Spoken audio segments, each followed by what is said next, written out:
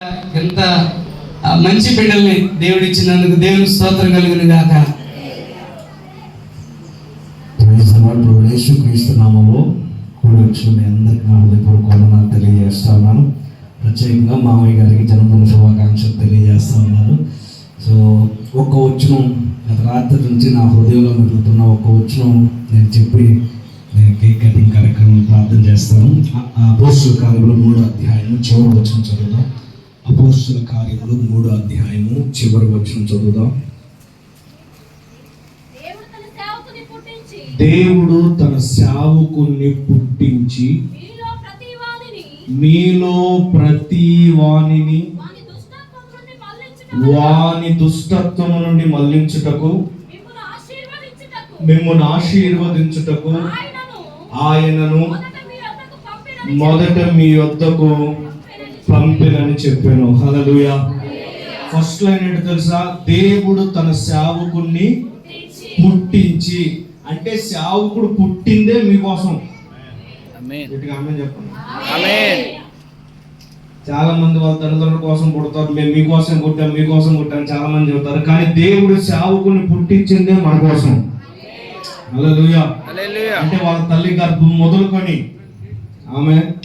తల్లి గర్భం మొదలుకొని పుట్టి అతని దేవుని సేవకుడి జీవితంలో జరిగే ప్రతి కార్యం మీ దగ్గరే తీసుకురావడానికి జరిగింది అనమాట. ఆమె జగత్తు పునాది వేయబడక మునిపే మీ గురించి దేవుడు తన సేవకుడిని ఏర్పరచుకొని తల్లి గర్భంలో పుట్టించి మన తరానికి మన మధ్యకి దేవుడు నడిపించాడు. ఆమె సో మన కోసం పుట్టినరోజు చేసుకోవాలంటే మనకు పండగగానే ఉండాలి.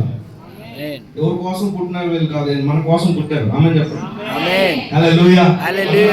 ప్రతి వాణిని ఉంది అక్కడ. ఇప్పుడు ప్రతి వాళ్ళు చెప్పాలి, నా కోసమే పుట్టాడు జాన్ పాల్ గారు అని చెప్పండి. నా కోసమే పుట్టారు జాన్ పాల్ గారు. మీకోసం పుడితే అంత పండుగ చేయాలి.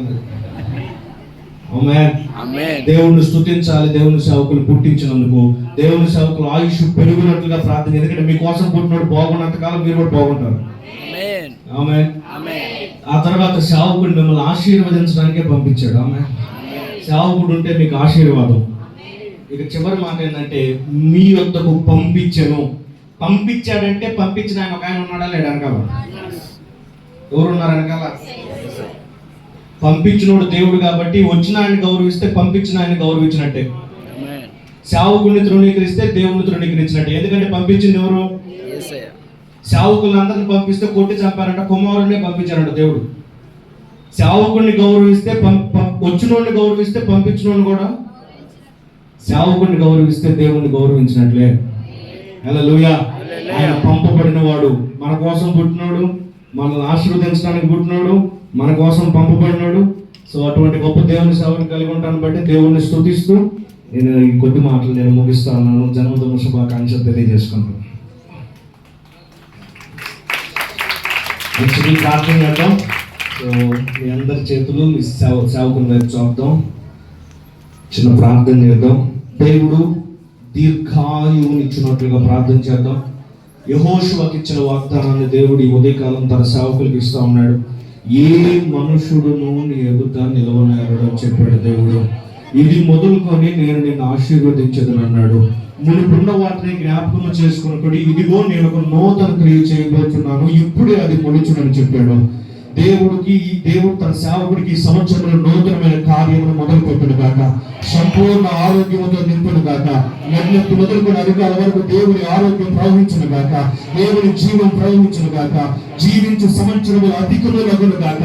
అధికము లగును గాక. అధికము లగును గాక. అధికము లగును గాక. దేవానికి స్తోత్రాలు ప్రభు. మీ సేవకుని బట్టి వందనాలయ్యా. మా కొరకు పుట్టించే వందనాలయ్యా. మా దగ్గరకు పంపించే వందనాలయ్యా. మమ్మల్ని ఆశీర్వదిస్తున్న వందనాలు ప్రభువా.